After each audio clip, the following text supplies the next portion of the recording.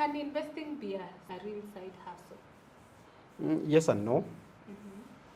Yes, probably you're in employment and you're using your employment as a source of funds for investments.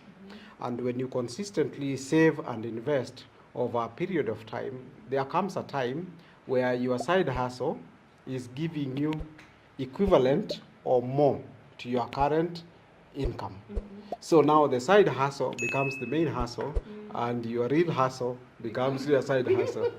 Becomes the side hustle. Yes. Interesting. Yes.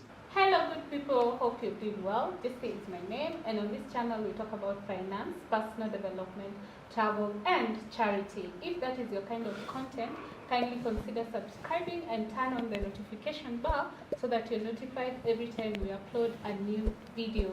We have a guest today, and we're going to dive into wealth creation. And over to my guest. Yeah, my name is Vincent Ogutu. Vincent Ogutu is an author.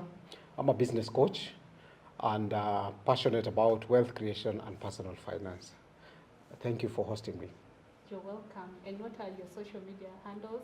My social media handles are Vincent Ogutu on Facebook, Vincent Ogutu on LinkedIn, and on YouTube is Vovo TV. Coming up, we are going to put the link down below, so that you can go check him out. I will put all the links: Facebook, YouTube, and LinkedIn, and his contacts in case you may want his services. As you've heard, he's a business coach, so if you're considering starting a business, he's your go-to man. So I will allow you to introduce this discussion for wealth creation. As we go along, we will also have questions which are burning inside. Let's just take it away. So wealth creation or creating wealth is actually a skill, like public speaking or how to write. It's a skill like any other. And what is important or very interesting about skills is that it can be learned. You can learn before become an expert and actually execute. Because it's very interesting that if you read about the Ruadia billionaires, how they all started, majority of them started with very minimal education. And they ended up being extremely wealthy. Yes. So it just proves that wealth creation is a skill that anyone can learn.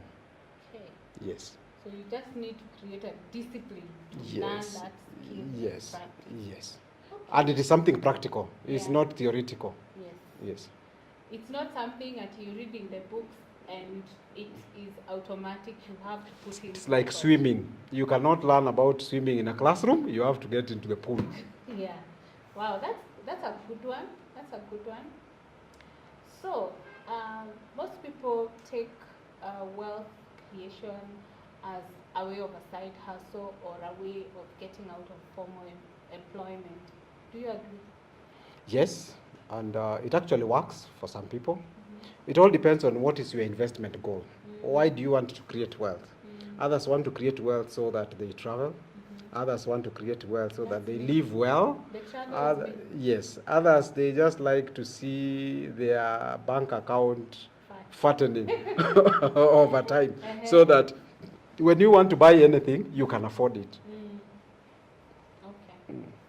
When is the right time to start building wealth? Building wealth, it needs to start as early as you start earning. It's just like the way you are investing. Yes, because wealth creation is all about getting assets that gives you passive income. So the more the assets, the lower the liabilities, the wealthier you are. Makes a lot of sense. Can I use debt to create wealth? Yes, you can actually use debt to create wealth, provided the cost of debt is not extremely high, so that the returns can actually help you pay off the debt. For example, let's assume that you've taken a SACCO loan Most SACCO loans give you an interest rate of about 10 to 12%, which is basically about 1% per month, but annualized, Yeah. and on reducing balance. So the cost of that credit is low. Let's assume you get into an investment that probably gives you about 15 to 18%. Then that debt was worth it. Yeah. Because what you are going to get is more than the debt. So what is not recommended is that you are buying something that the cost of acquiring it is far much more than the value of the asset that you are acquiring. Okay, this notion that you have a few years, or for instance, let me give an instance of rental investment in rentals. Yes. So people say that it takes a long time for you to recoup your investment.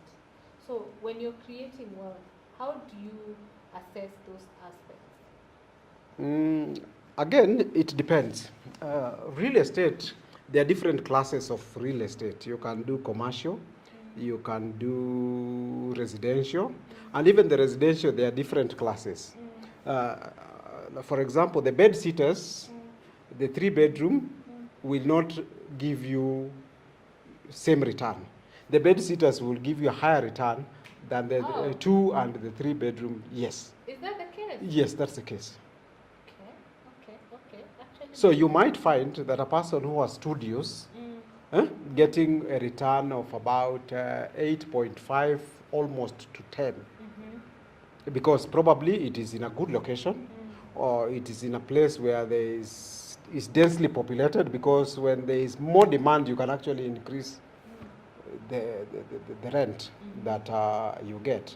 But provided the unit is smart, nicely built, is spacious, and the paint is good, the quality is good, so that people look forward to actually occupying your space.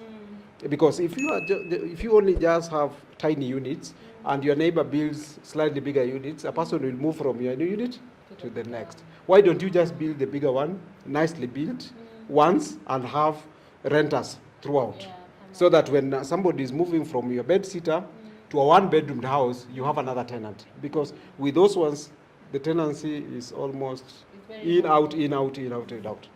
Okay. Yeah. Okay, interesting. The next question is, how do I build generational wealth? Wow. How do you build generational wealth? That's $1 million question. It can be done. And there are several aspects that we really need to look at. How we bring up our children plays a very big role towards building generational wealth. If we bring up children who are not used to delayed gratification, they are going to mess up. If they are used to getting everything that they want, they are also going to mess up. So we need to start training our children that there is a process towards earning. And you don't consume everything that you earn. You need to budget, put aside a portion for savings and a portion for consumption. And once we have some of these habits ingrained in our children, then probably you are taking care of the next generation.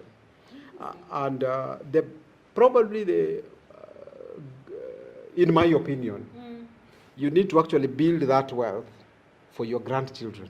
Not for your children. So that your children, they have to also work for their grandchildren. That way we will be building generational wealth. So that they know they are just caretakers of this to their children. And their children will also look at, yes. When is the right time to train your child personal finance skills? I think from the age of about 10, 12, when over the weekends, maybe Saturdays, you can take them to the office. They know where you go and work, where you work. And after a certain age, you can even show them how photocopies are probably done in the office, or how to make tea in the office, so that they know people go to the office to work. And when they work, they Get money. get money. So you can actually, I call it is like doing a barter trade. Instead of you playing at home, if you go with me to the office, that day that you've worked, you'll have earned your pocket money.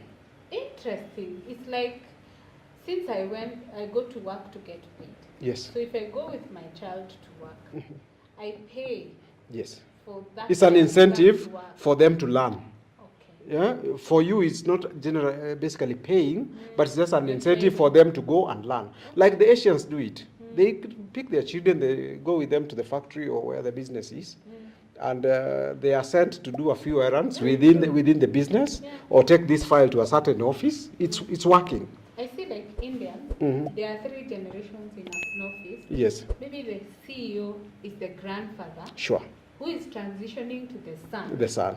and the son is preparing his son. Yes. So I don't know whether it is our African system which does not have that. Yeah, we don't Because have our that. children only know how to ask, not to earn. But it can actually be They know done. how to ask. It actually be done because even the Somalis do it. The Somalis, you'll find that they tend to employ relatives, so they learn in the business. But you see, like in our African culture, if you employ your brother, this is our business.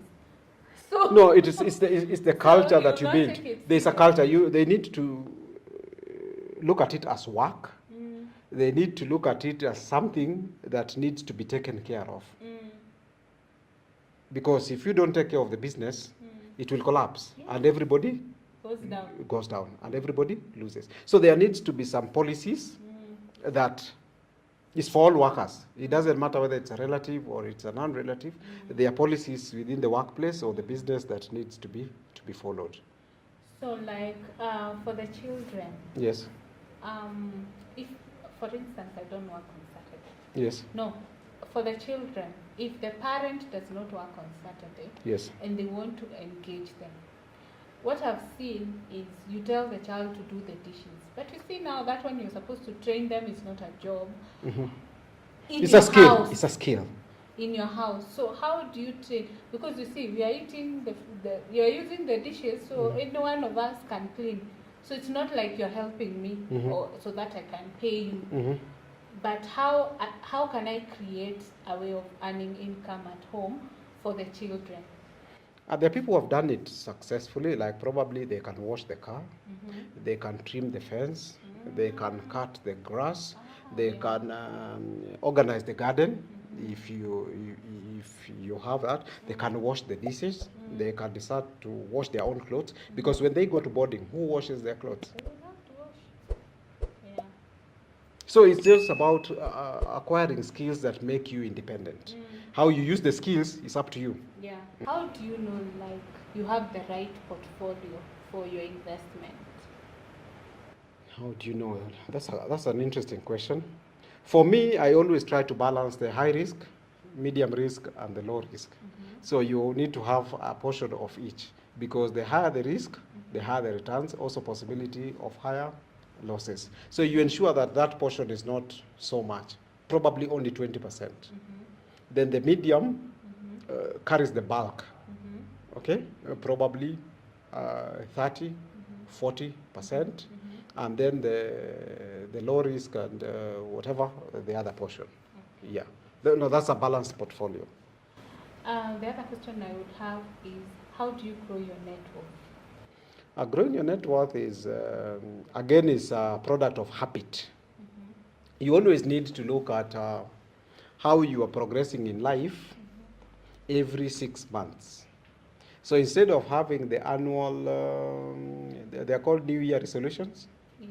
Yeah, you need to have New Year net worth targets. Yeah, where you look at the previous year, how much you made in terms of assets, and how much was your liabilities. Then the difference between your total assets minus the total liabilities gives you a net worth. So when you do that exercise, you have 3 possible scenarios. You might find that you have a very big negative net worth. What that means is that you have very few assets and a lot of liabilities. So what you need to do as your goal towards that year is to work on reducing your liabilities and increasing your assets. The other scenario that might occur is that you'll find that you have just a small amount of net worth. Let's assume that you've worked for 10 years and your net worth is only 50,000 after taking all the total of your assets and all the total of your liabilities. It just shows that you don't have so much assets and you have a lot of liabilities. So you need to reduce your liabilities and increase your assets. So every 6 months, you need to review what are my total assets and what are my total liabilities. And just a rider or caution, your furniture in the house are not assets. All personal use assets are not assets because they are not putting money in your pocket. Okay. Assets need to be putting money in your pocket, either increasing in terms of capital gains, or they are giving you dividends or interest. You know, I have said this time and time again. Yes. I will digress a bit. Yes. When it comes to debt, if that debt is not paying itself and bringing you returns, it's not worth it. So you have brought the same concept even in the assets. I will take a loan to go and furnish my house. That is personal. What is it called? Assets. That's assets. yeah. Those are called bad debts.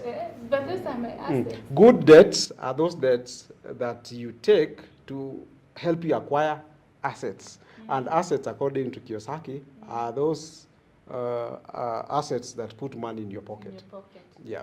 So if anyone who's watching this video ever thought that they have assets in form of furniture in your house, the TV and everything, there's nothing like an asset unless you have title deeds in the house. Yes.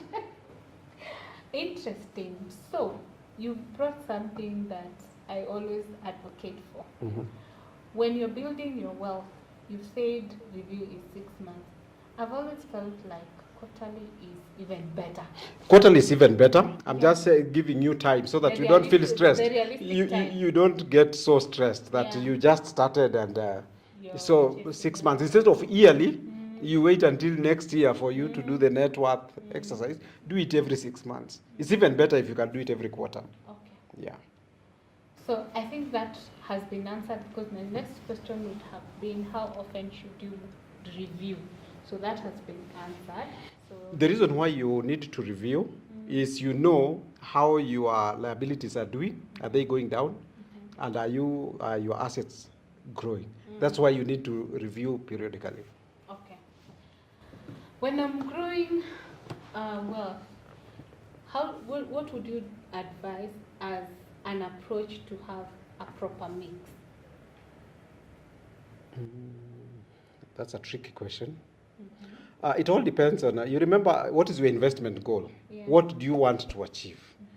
Then how much resources in terms of finances can you access or you already have? Then how much risk are you willing to take? What is the time horizon that you have and your age? With that mix, would be able to probably guide you. The next question is, where are my blind spots when I'm building my wealth?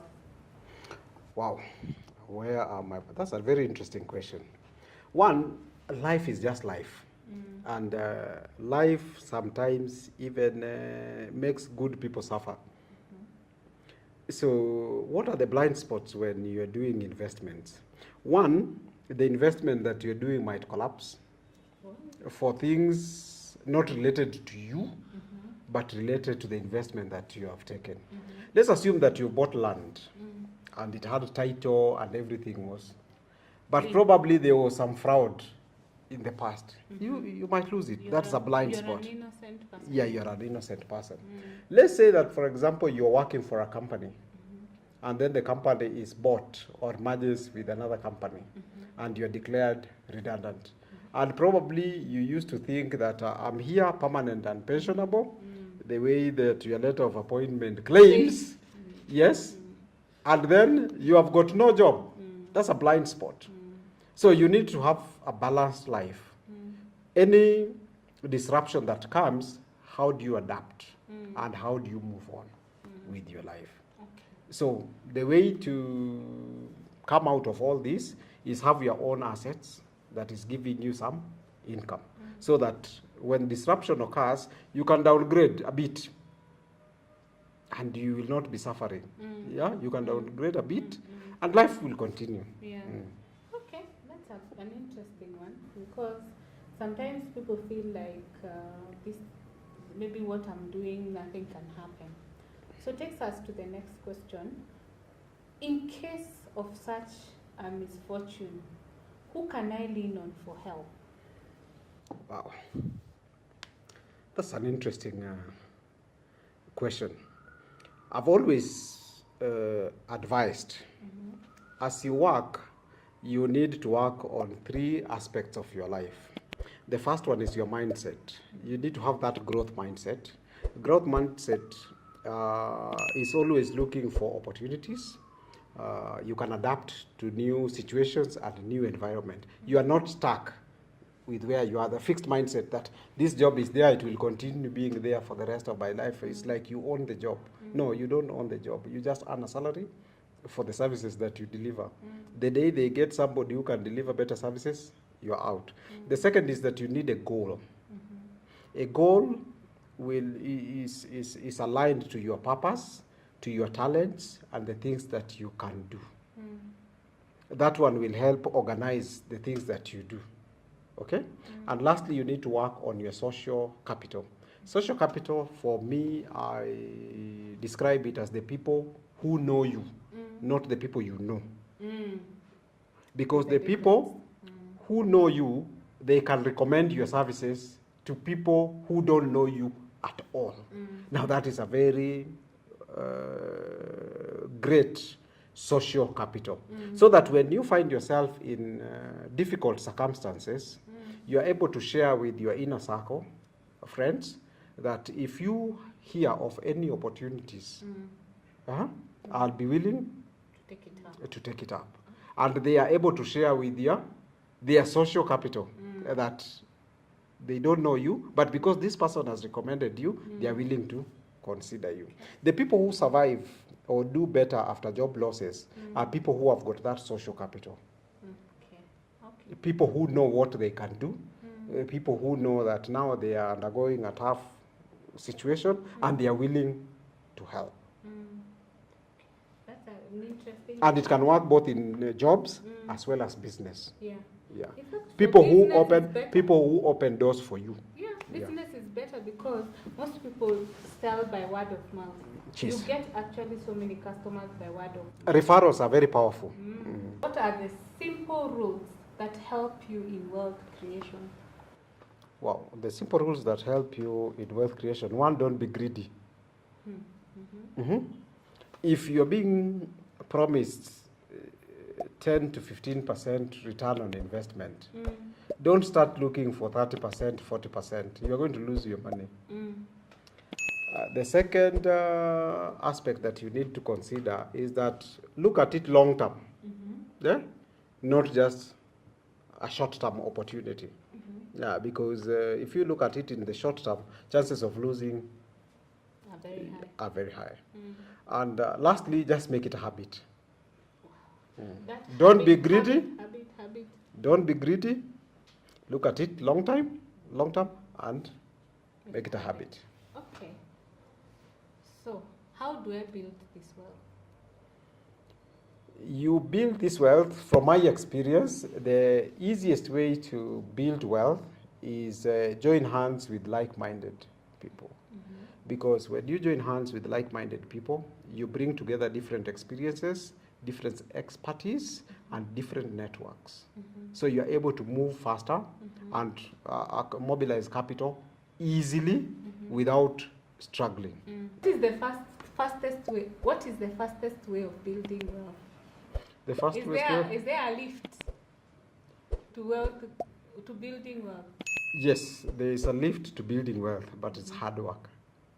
That's not lift, that's the stairs. It's the hard work. That's the stairs. Actually, the best and the easiest way to build wealth is farming. It's just that people don't know. Farming. Do farming professionally. Provide people with food, have system from the farm to the market, and do it consistently throughout the year. Some of us will have a heart attack. When Now that's the problem. train, I said and that you're high risk, distressed. high risk, high return, possibility of high losses. Hey, A farmer will always make money done as a business. The problem with the majority of the farmers, they plant, they harvest, and then they start asking where is the market. I know. Now that is the problem. Actually, that's the biggest That is the only problem. And surprisingly, there is a ready market for what you Brokers will always pick that, and they make the money. Yeah, you're very right. Yes. So the Farmers, fastest the way highest to opportunity. make money is farming, and not cash crops, food crops. Wow. How does my lifestyle affect my wealth creation journey? It definitely affects. Your lifestyle is tied to your spending patterns, or what we call consumerism. So your lifestyle needs to be tied in a way that it minimizes your expenses and not maximizing your expenses. That way you can continue building wealth. But in our previous, or maybe the upcoming video about investment, you said one of the biggest challenge we have is peer pressure. Your Peer best pressure. friend has bought the current model of a specific car, and you want to match. Live your life, because you have different goals, you have got different potentials. You cannot match that competition. It is a competition to hell. Trust me. When you are in debts and you are being auctioned, which one is better? Living your life or being auctioned? You try to live your small life. Choices have consequences. Very true. I have another sensitive one. Okay? That one is sensitive to everybody who has a family, whether extended or nuclear. How does your family affect your wealth creation journey? Okay, there is always need to have a balance between what you earn and what you spend. And what you spend within the family setup, what you spend outside the family setup. So there needs to be a balance. So that's what you're actually asking is what we refer to as black tax. Black tax. Black tax, we also suffer for it. But what everybody needs to do is to have a budget. If you have a budget for black tax, 5,000, once it is spent, there is no more money. But what do you do if there is an urgent need? It is not your problem. In fact, Actually, it is people not don't your have problem. that If we sense. start operating that way, we will have what we call discipline. I'll give you a story. There's a gentleman who was taking care of his brothers and his sisters. Some of the sisters were actually single mothers, and he was always under pressure to pay school fees and all this sort of thing. When he was retrenched, those phone calls ceased. not even And the checking on children continue going to school. you. Wow. What changed? Nothing changed. It's just What people changed? who lost. People feel entitled Yeah. because they can get. When you say no, they'll find other options. Yeah, true by the way. True. You have your black tax allocated, and something which is out of your budget. Your wife comes with a need which is similar to your mother, but you can only afford one. What do? That is just an icebreaker. Wow. The need is similar. The need is similar. It's not a basic need. I want to put it very clear so that food utawagawanisha tu. Food you just share among the two. But it is a basic, it is a need, similar need. Your wife needs this, your mother needs this. Who will you suffer? Who will you prioritize? I would rather not have that debate. Probably what I will do, I'll postpone doing it for an extra 30 days so that everybody is catered for. Amazing. You're a gentleman who is a son and a husband, because it's a very tricky question. And nobody's going to Everyone die, feels so they can entitled. wait. Yeah. If you have a business or if you're employed, how does it affect your wealth creation journey? If you are employed, Or you have a business. So how does it affect when it comes to, you say, like you said, it's a skill. So first you need to earn it. Second, you need to commit to it. So how do you balance between your normal work or your normal business and wealth creation when it comes to even time allocation? That is interesting. Normally, wealth creation, as I said earlier, is about acquiring assets. And assets are those programs or things that put money in your pocket. Like, for example, if you invest in a business, that business becomes an asset because it puts money in your pocket. So there is always a system that people actually need to use. When you earn, you need to save first. But majority of the people, 95, 96, or 99%, they earn, which is not there. Then they start spending, hoping that the balance is what there will be a balance which they are going to save. So what works is earn, save, invest, and then spend. If you use that framework, you'll always make good decisions. Very true. Because first you earn, then the saving is you pay yourself. You actually pay yourself. Then in the aspect of paying yourself, you can actually invest. And then you can actually spend the balance. So let's assume that you had 50,000 and 10% of that is 5,000. So that 5,000 is already saved. So you have 45. And that 45 is now what you are remaining to spend. So kama kuna kitu haijalipwa, ingoje next month. I know. But I think it's also a bit difficult. Habit and consistency.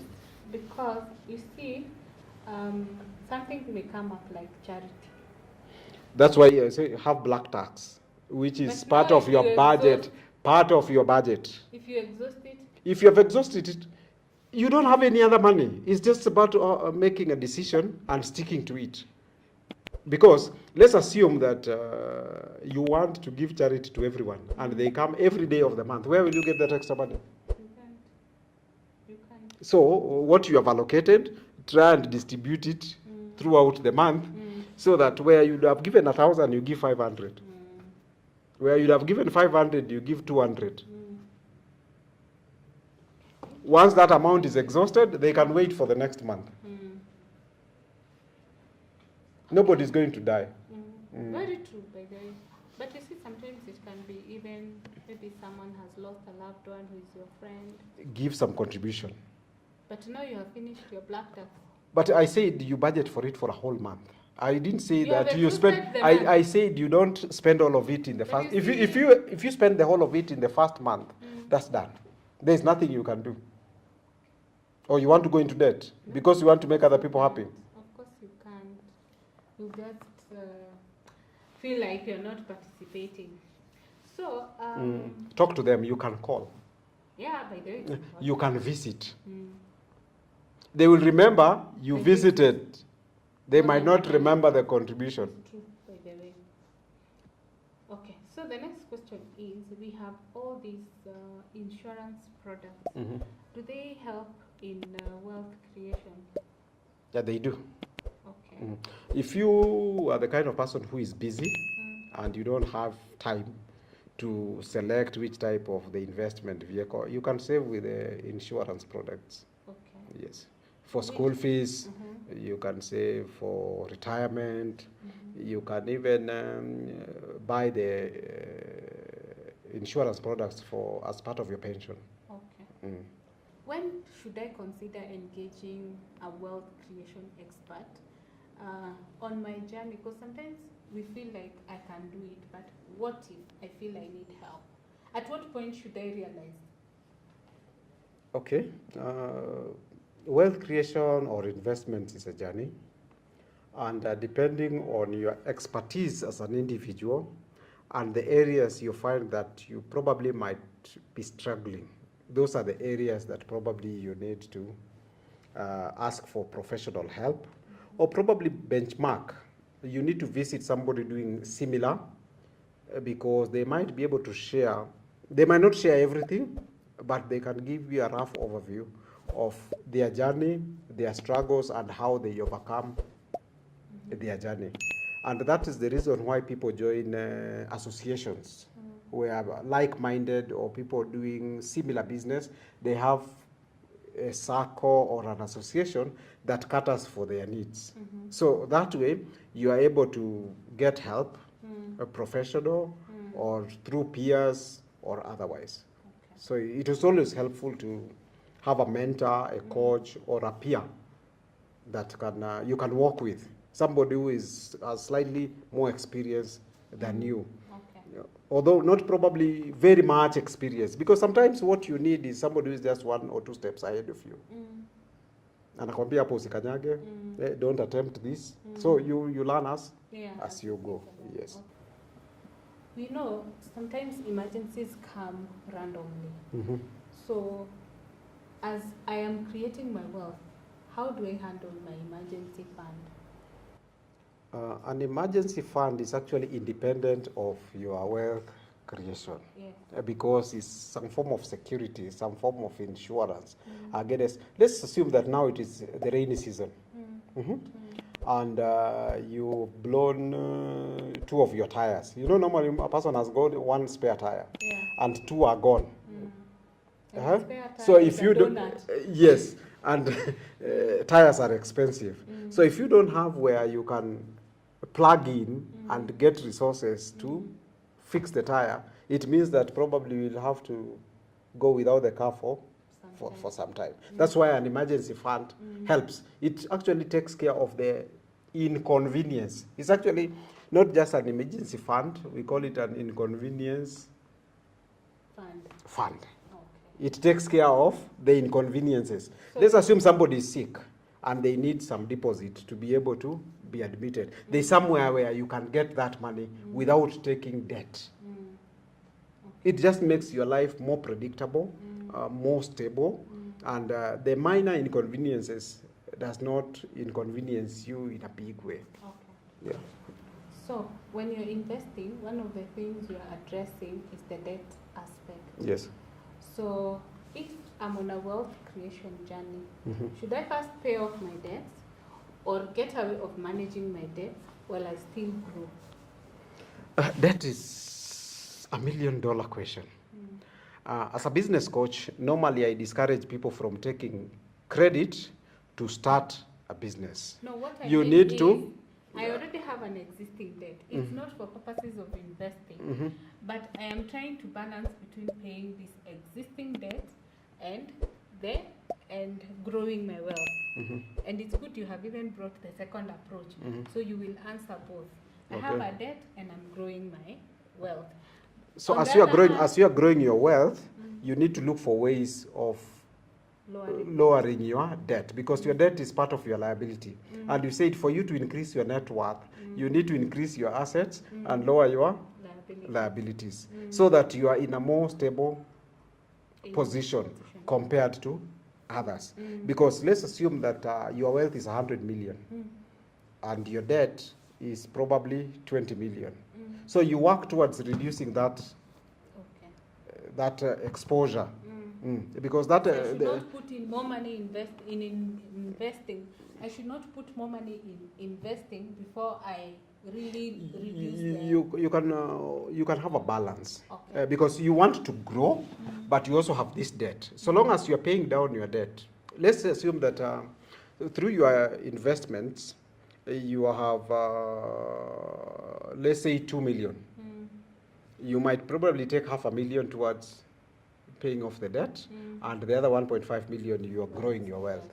Yeah, so that as your wealth continues to grow, you are also getting extra resources to pay down your debt. Yes. So that takes you to what you were answering first. Should I take debt to grow my wealth?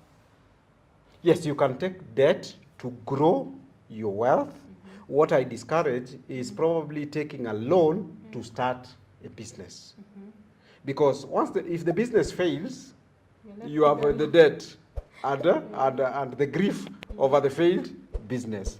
The best way to start your business is something we call bootstrapping, using your own resources to start the business. Now that you have your resources in the business, you will do everything necessary so that the business succeeds because it has your money. But when it has other people's money, there's no paying until they come knocking. I know, it's true, by the way, until it starts hurting you. Yes. That takes me to the next So question. after the business has started off the ground with your resources, now you can take credit to probably grow it or ensure that it succeeds. Okay. Takes me to the next question. Yes. You take a loan Yes. for a project which is viable. Then it doesn't pick. So here you are, you're paying a debt, but you're not seeing what you're paying for.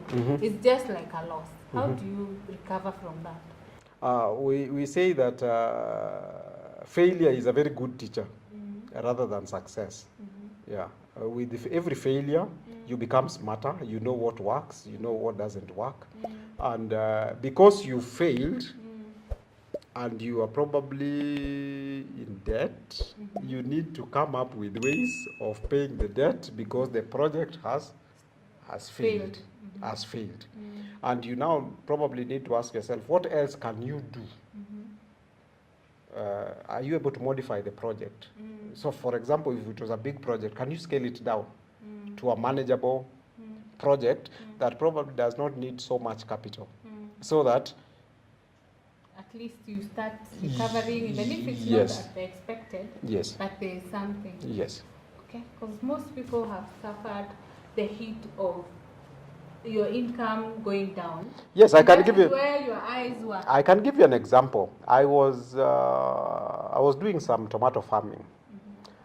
Sometimes about 10 years ago, 10 or 11 years ago, or 12 years ago, where I had 3 greenhouses. I had actually scaled from 1 greenhouse to 2 greenhouses. Then I had 3 new greenhouses. And then there was this disease called tuta absoluta that killed the 3 greenhouses. And that's how 1.5 million disappeared. I'm still So breathing. how did you recover? I'm still breathing. How did you recover? I went into other things. And you kind of shun your mind. I know Yeah, you can't forget the pain. no, is too much. I'll still go back to farming, but not now. No, I'm saying you just put it aside and pick to your pieces and. Yes, because there's very little you can do. It's a massive loss, and there's nothing you can do because that disease was there for an extended period of time. So you cannot go back doing the same thing. So I ventured into other things. But it doesn't mean that I'll not go back to tomato farming.